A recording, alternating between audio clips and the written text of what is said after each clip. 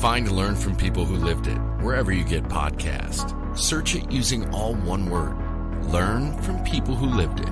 Welcome to another episode of Learn from People Who Lived It. Hi, my name is Clay Jones, and I'm 62 years old. Clay, what story are you here to share today? My story is the subject of my memoir. It's called My Sister's Brother. It's a story of growing up as the youngest child in a family with two parents that were deeply troubled by alcohol and other issues and resulting in child abuse that has lifelong effects. Who do you hope hears our conversation today? This is really affects everyone, but more specifically, the subject of domestic violence per se. We tend to think of it as male perpetrator, female survivor, victim. And the reality is it's a very complicated subject and there's different facets to it. And one of those involves men actually as survivors under maybe a different kind of domestic violence that we might think of a partner. In this situation, I was actually the youngest child of a family where my oldest sister, who was really the only person I was close to, was sexually abused from the age of 8 until she was about 20, all unbeknownst to me. She was 12 years older than me and lost her life prematurely and has had effects on my lifelong in many ways, professionally, personally, physically, and everything. So I think it's really about men or boys that are affected by these kinds of issues as well as women.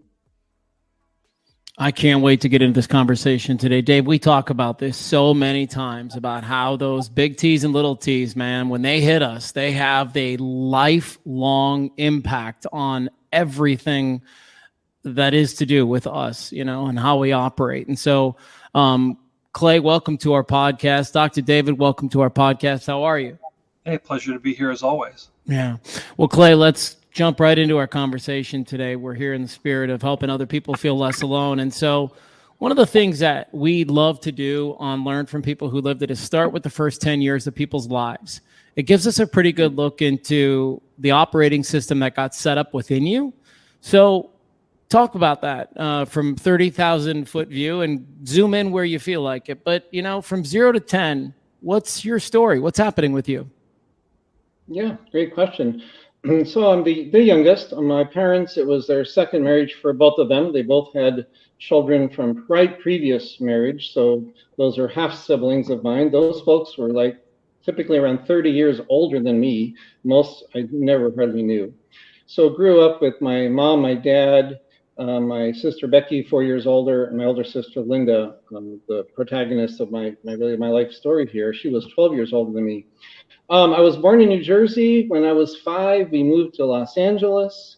When I was 7, we moved to Sao Paulo, Brazil for 3 years. When I was 10, we moved to Monterrey, Mexico for 2 years. When I was 12, we moved back to a rented house in Los Angeles. And when I was 13, back to our family home in Los Angeles. So by the time I was in 5th grade, around that 10 years, so I lived in 3 countries and about 9 different places. Looking back on it now, I moved around a lot as a kid too, but I actually refer to a couple of those moves as the moves I never knew I needed. And they were really good for me. There was a couple of moves that we made that were super for me. They weren't all easy. Some of them were tough. What was your experience like in those cases, Clay? Right. I also greatly value those experiences, especially in Brazil. We were expats living this kind of middle-class existence in a world of extremes of wealth and poverty like we cannot even imagine here. And for the last 25 years, I worked in the field of social work and child abuse prevention.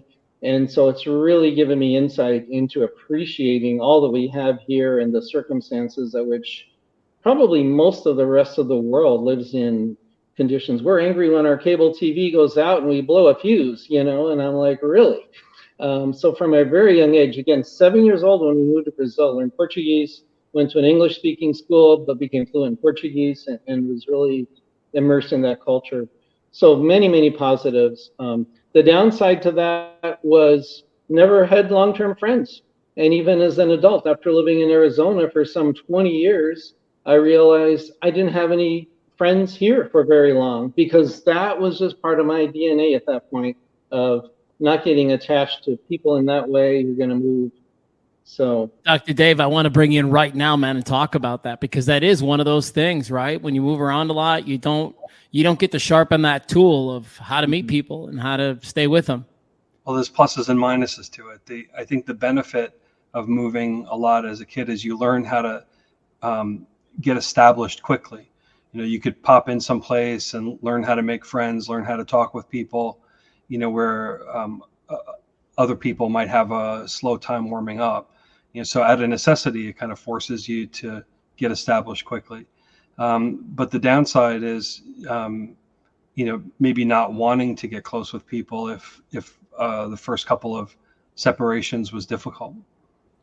Do you remember how you felt towards your parents in those moments, Clay? Because I write about it in my upcoming book that when I was 12 years old and they told us we were moving to St. Louis, it was the most angry I've ever been at my mother and father.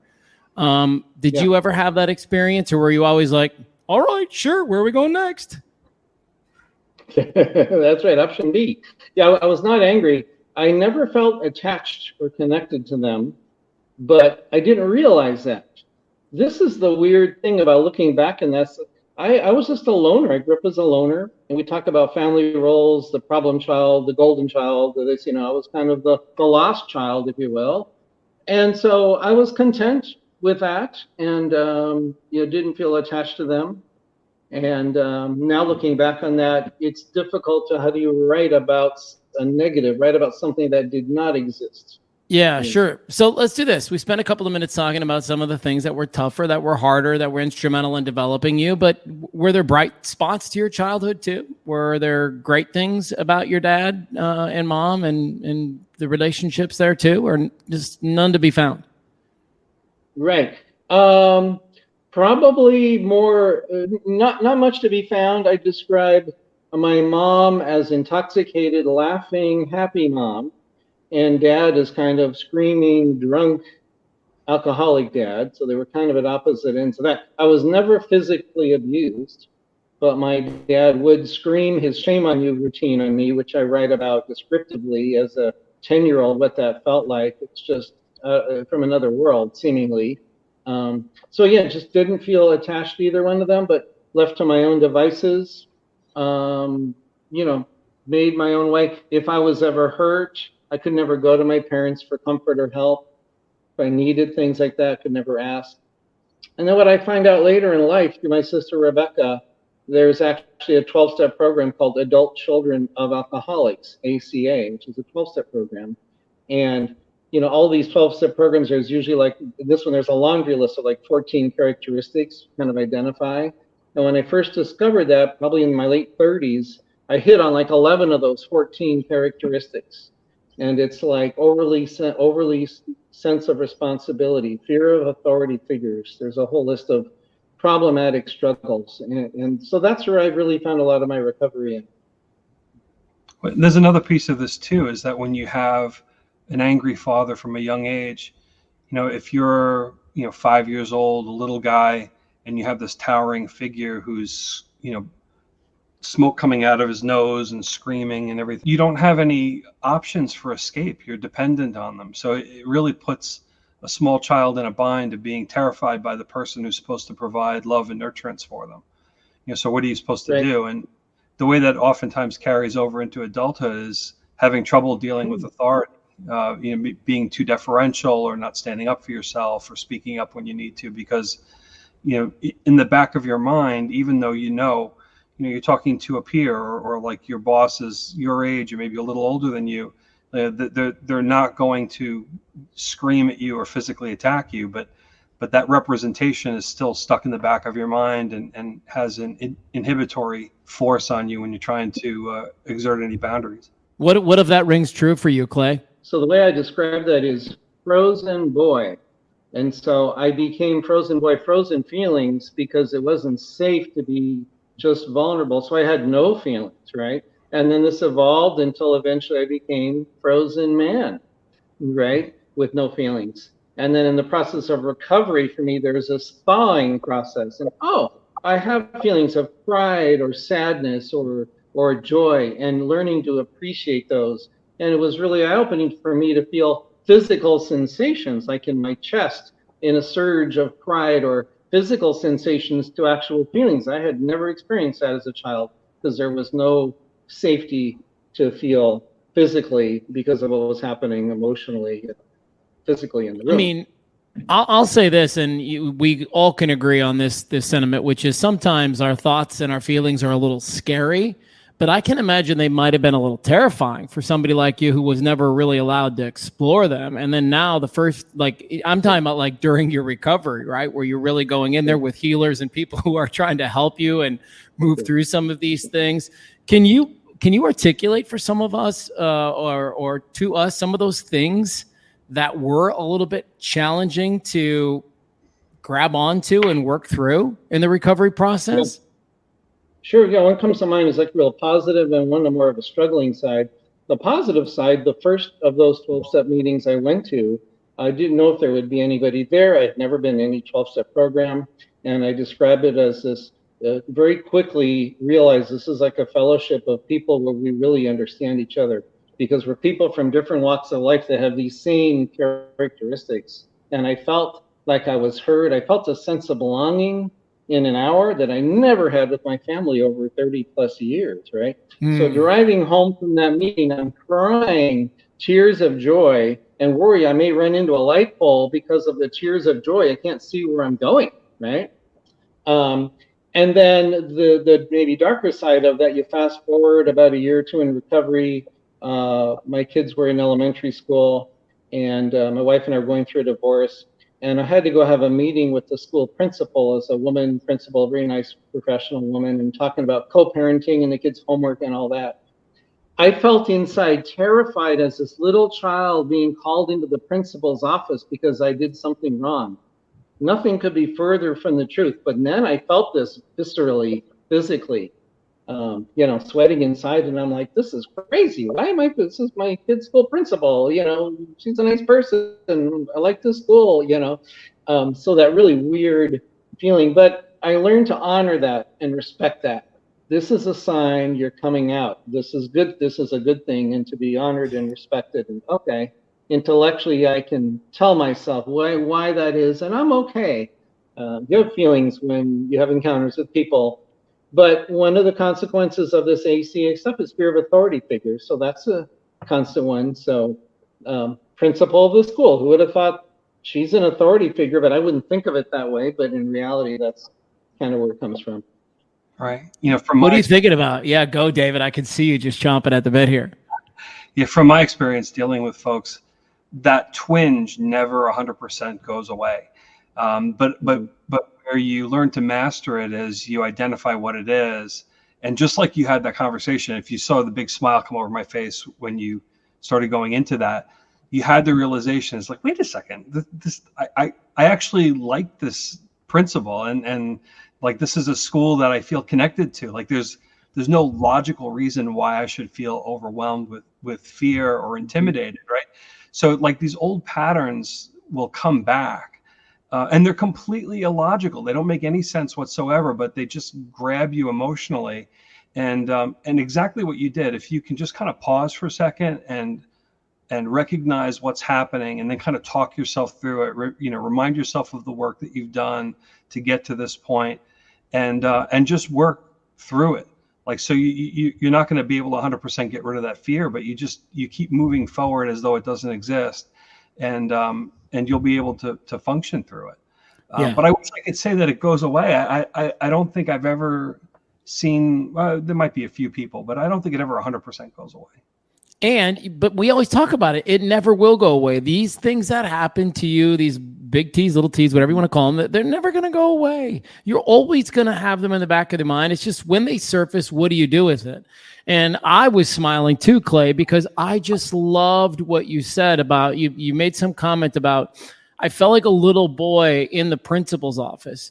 And that happens to people like us who experience that kind of crap growing up. That little inner child never leaves us. And for all of the things, as I say, that look, taste, touch, feel like that situation, you're bound to have that little boy experience and thought and feeling inside. But I just love how you articulate that when you feel it, that's like the sign that you're doing it right. And you're, essentially kind of reparenting yourself a little bit and giving yourself what you needed back then and there. And so I hope people latched on to that, because it's a fantastic tool and a fantastic thing to know as you're working through trauma. Awesome job. Let me throw one other thing too. Please.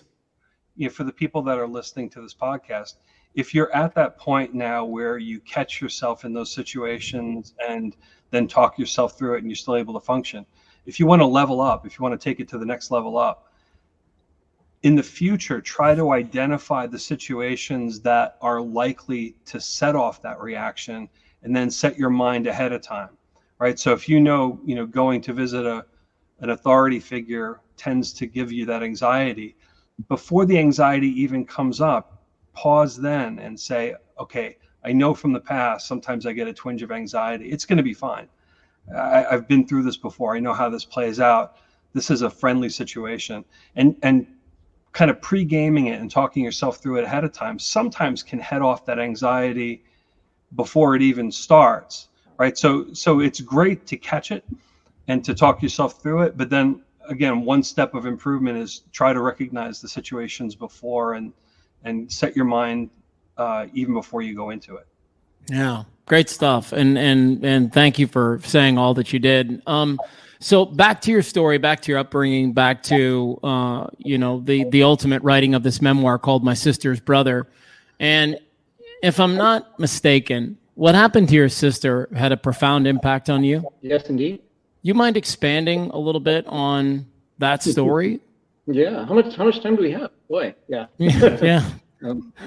Settle in, grab a cup of coffee. Read a little passage from the opening. It kind of paints a picture of the family.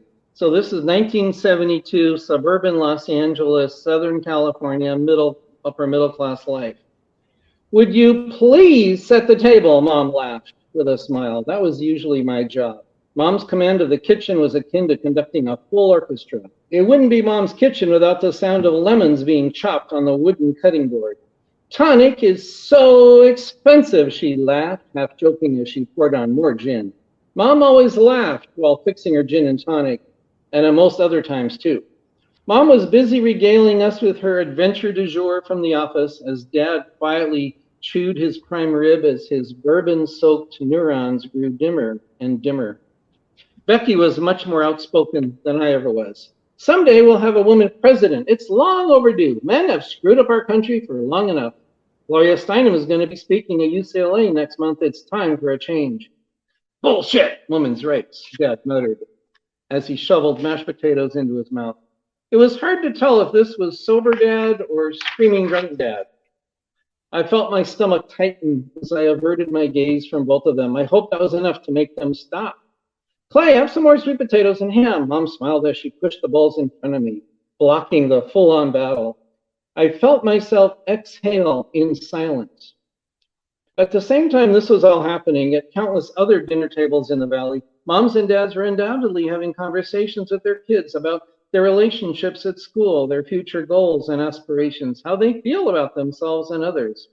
But at the Jones house, although the house was in the right neighborhood and the food was delicious, the adult occupants were mere shadows of loving, compassionate parents, like a reflection in a mirror. But a crazy circus funhouse mirror at that. Nothing on the inside is as it appears on the outside. My big sister, Linda, 12 years older, was noticeably absent.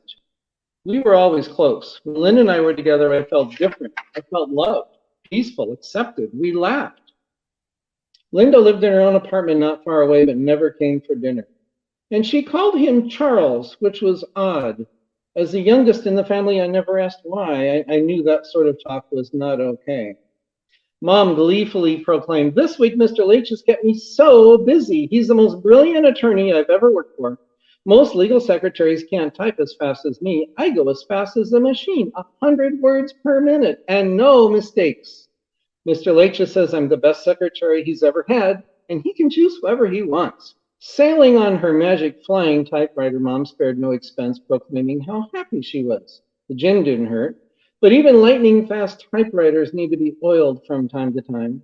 It's a good thing Mom can type that fast. If one of her kids is drowning, she can always throw her typewriter in the water to save them. After all, it can spell out the really hard words, such as, my husband Charles sexually abused and raped our daughter Linda from age 8 to 20, but we just pretend it never happened. The words that she could never say to anyone. I suppose it would be hard to say that while laughing. And besides, you might spill your gin and tonic. And tonic is so expensive. David, if you don't mind, I have a question, because one of the things that hit me about that opening or the excerpt from your book is that Linda's the one that you feel the most peace and love when you're around. However, due to the circumstances with her and your dad, she's not coming around. She doesn't want to be anywhere near that situation. And so when she moved out, was that kind of the end of you seeing her in any kind of consistent way? No, it was actually not, because she didn't live too far away.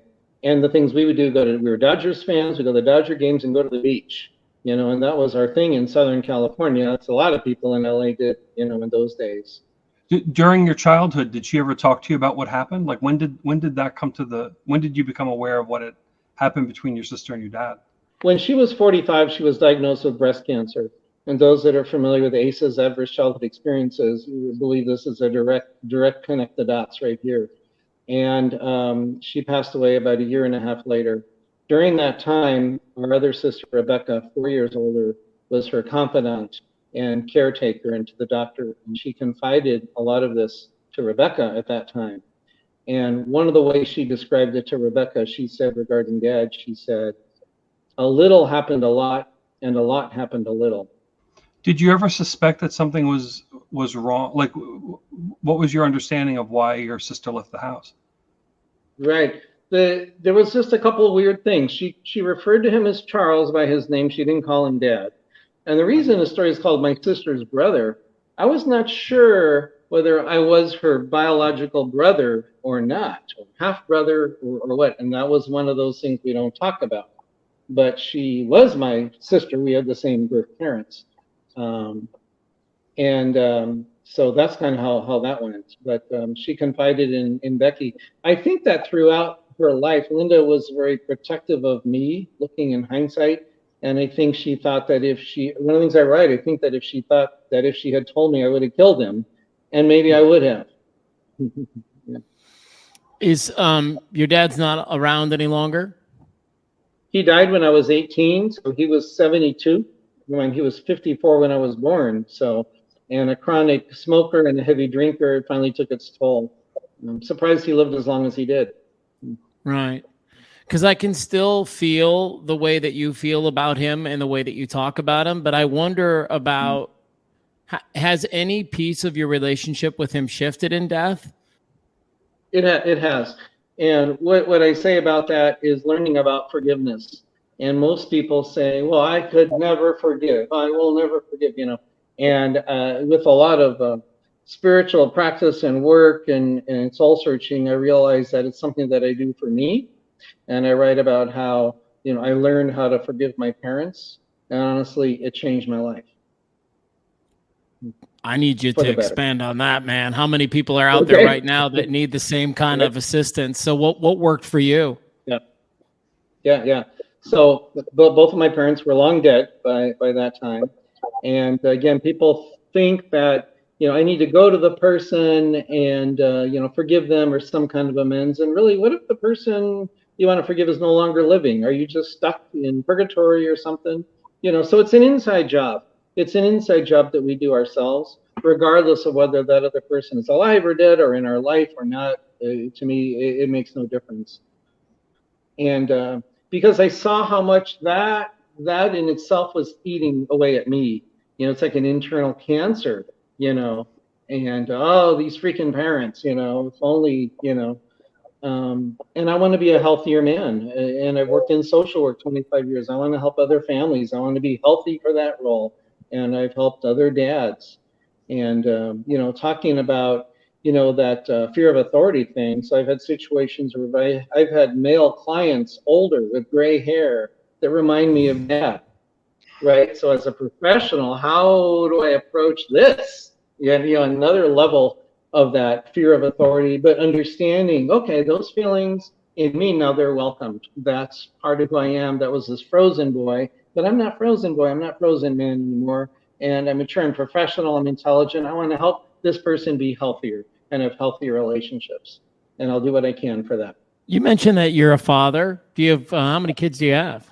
I do. I have a son and a daughter. My daughter is recently married, so I have a son-in-law. So young adult kids. We were married for about 15 years. We divorced when they were 8 and 11.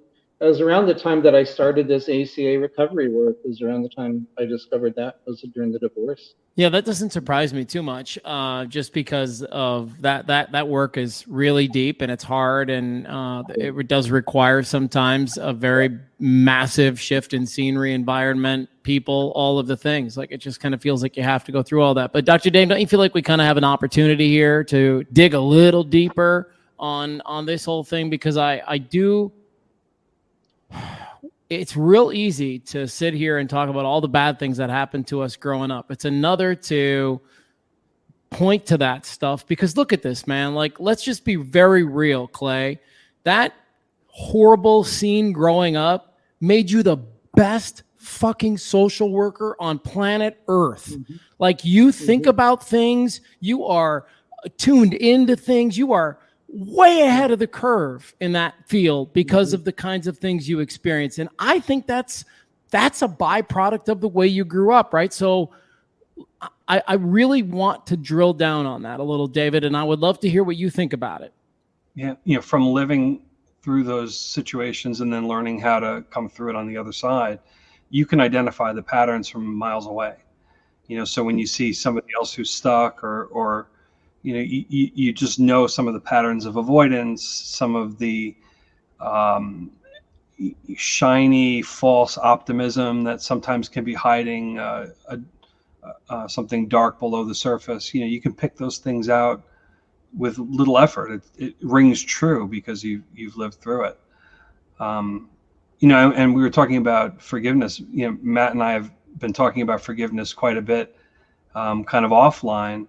You highlighted something that we had touched on in our personal discussions about sometimes forgiveness just means that you have to let it go. There's no way to correct the situation that happened. The person who was involved, who caused the offense, is not going to come around. Maybe they're not able to come around. So and what they did is not right. And forgiveness doesn't mean acknowledging that what they did was okay. It's never okay. So really the forgiveness part is just for you. It's releasing it so that you can move forward and have that burden lifted from your shoulders. Well, and Clay, I'm going to bet that you were a very different kind of father because of your experiences too. Can we talk about that? Sure. I like to think I'm a good dad. Hopefully I was. It's an honor. It's a privilege walking my daughter down the aisle 3 years ago. Holy cow, 300 people in the wedding party. One of the thrills of my life, and what an honor. And I love my son-in-law, and it's still to this day, it's just a joy. So, yeah. And the social work part, David probably knows in social work, there's a lot of burnout. People suffer vicarious trauma, we call it, as workers. We take on the traumas of all the trauma we work with, right? We get burned out. And I wondered for a while, I never experienced that, and I wondered why. And I think it's kind of like you're saying, and the way I describe it is there's a lot of fuel in this tank. I don't feel burnout. Now, I take care of myself. I don't work 100 hours a week. I don't rescue the world. I did that the first 5 years of my career. I felt completely responsible for all child abuse cases in Maricopa County for 5 years. I felt I was responsible for that. Then I entered the recovery part of it. I don't feel that anymore. But, and the funny thing about that is, I can't imagine doing any other kind of work. I could not imagine selling tires or working in a restaurant or, and I love pizza. I love having good tires on my car. Those are important things. But to me, it just seems, I don't want to say meaningless, but I'm just like, I couldn't do that. And I'm like, this is important stuff. And we can't we can't help everybody we reach, but we sure try, and we try to get better at it. And so I tell people there's a lot of fuel in my tank. What I think one of the things that gives you gas in the tank is having worked through some of this. If you're keeping secrets, keeping family secrets, keeping things hidden, somebody brings up a topic that's sensitive and you quickly change the subject, that type of avoidance, burnout is inevitable, because especially if you're doing social work or therapy or anything like that, where you're dealing with people that are struggling with things, and inevitably there's going to be some situations that ring true to your own story. If you have to avoid that, it becomes very taxing. But working through things to the point where you can talk about it, you can address it, you can kind of tap into some of that experience to help other people. I think that's where you're taking the lump of coal and squeezing it into a diamond. At that point, you're really making something valuable out of the traumatic experiences and being able to use it. And it's energizing. It feels good to be able to do that for people. Yeah. Does it feel that way for you, Clay? Yeah. When my kids were younger, I'd take them to the office and their job was shredding paper. Because they're like 8 years old, you can't say, hey kids, let me tell you about the baby I had with a fractured skull today. What did you do today? And so one day when my daughter was about 8 or 9, we were talking about what you want to do when you get big. And she's so wise. She said, Daddy, she says, I want to do what you do. And I'm like, what is it exactly you think that I do, Miss 8-year-old? She said, you help families with problems. So even at that age, she knew that. And now you fast forward, she's in nursing school now. And now, obviously they understand and they're adults who can talk about more of those things. Yeah. So it's been an interesting kind of come around as a parent. I'm energized, man. I kind of jump on the back of what Dr. Dave said. It's just so refreshing to hear how people cycled through difficult situations, because it just offers so many people who are in the same space a possible solution, for what they're dealing with themselves. You've got this short version of your recovery story that was just published in a new e-magazine for survivors. It's called My Sister's Brother. As we start to wind down our conversation, are there pieces, or what is the piece of this memoir that you're really hoping stays with people and sticks with people? There is all kinds of help out there. And 12-step may be or may not be. Therapy there may be a bowling league of guys that support each other. There may be something at church, There is all kinds of things. What the common thread they have is relationships. We can't recover in solitary confinement. We got to be connected with other people. I get connected with my tribe, this ACA, this 12-step program, these people. We share these common 14 traits, different degrees. But you look around, they're men, women, they're different ages, races, religions, and we look so different, but yet we have these common threads. We start reading and sharing our stories like, oh my God, that's my story, what you're saying right there. It's the same thing. So I would like people to know there is help available, and there's a lot of men in these groups. We're probably 50% of us are men in this particular program. I never really thought about it, but there's a lot of guys. It's not just women.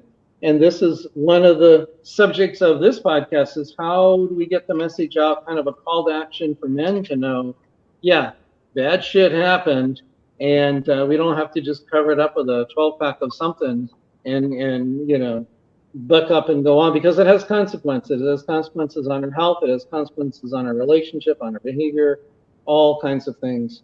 And so it's worth the effort. It's worth the effort. When I entered recovery, it scared the crap out of me, the idea. And I was really kind of angry for a moment. I thought, this is where I'm at. Oh, the bad news, the solution is to become, you said it, become your own loving parent. Well, I don't want to be my own loving parent. I had parents, they were assholes, I don't want to have to do that. But that in this situation, that's the solution. So there are solutions depending on what kind of program you're in. But ultimately, it's about connecting and having healthy relationships with other folks. And many folks, you might feel like you're the only one. This story of mine, it's a very unique story, but there's thousands of people growing up with parents with alcoholism and incest and sexual abuse and who knows, all other kinds of things. And there's lots of good people out there that are getting healthier. And, that door is open. There's no price to admission. Drive on over and have that leap of faith. It's a little bit of a courage, and especially for men. If I could switch gears for a bit, one of the things that jumped out at me was that you have to push past the shame. Growing up in a family with alcoholism and sexual abuse, there's a lot of shame and a lot of secrets. And that shame, that feeling of shame, feeling that there's something defective about you, or that you don't want the family secret to get out, or maybe your parents even frankly put it on you. Hey, you can't talk about any of this stuff. Carrying that burden around keeps you isolated from other people. It keeps you from having healthy relationships. One of the things that you had mentioned before about, maybe joining a bowling league or getting involved with your church. That's the value of restorative relationships. You find relationships with other people where the interactions give you a chance to experience something that you missed from childhood, and a chance to repair some of those relationship aspects that were damaged when you were younger. You get a chance to live it out and see what it's supposed to be like. So those restorative relationships are important, but you can't get to that point if you're harboring shame. You have to find a way to put that aside. Love that. And I've gotten to say this 100 or so times over the last couple of years, but how about it? 3 men getting on Zoom to talk about their feelings. I freaking love it, man. And and more of it needs to happen. And I want to echo as we wrap up what you said, Clay, which is something that we've talked a lot about on this podcast, in that feeling that you cannot heal without relationship. And I just love how you said, I love too, like Dave did, that you said the bowling thing. Because so many times we think like, my life sucks, I'm broken, I need to get fixed, I need a therapist or a psychiatrist, or I need to go to a counselor. And yeah, that could be very, very true for a lot of people. But there's some of us who just need to find a freaking great bowling league with some people who love to laugh and have had some shared experiences like we are. So we just feel like we're not the only ones out there. Right, guys? Yeah. The bowling league can become like the psychiatrist's couch in a way. Yeah. Right? So similar to, taking a walk with somebody and having a conversation. You're both looking forward. You're not making eye contact with each other. So in a way you can talk freely and just speak off the top of your head, and you're not looking at the other person's reaction and waiting for approval before you continue. You just spill it out there. And with the bowling league, you're sitting next to each other. You're not necessarily making eye contact. You're just talking about whatever. You get little breaks to go up and bowl, right? So it's not this constant, intense discussion all the time. You can talk about it. You can dip into something a little difficult, and then dip out of it for a little bit to go throw the ball, right? So the format of that lends itself to developing relationships and maybe even touching on some difficult subjects. It's a great place to end. Clay, thank you so much for spending some time with us today on our podcast, Learn from People Who Lived It. I really appreciate your time. Thanks for having me. I really enjoyed this.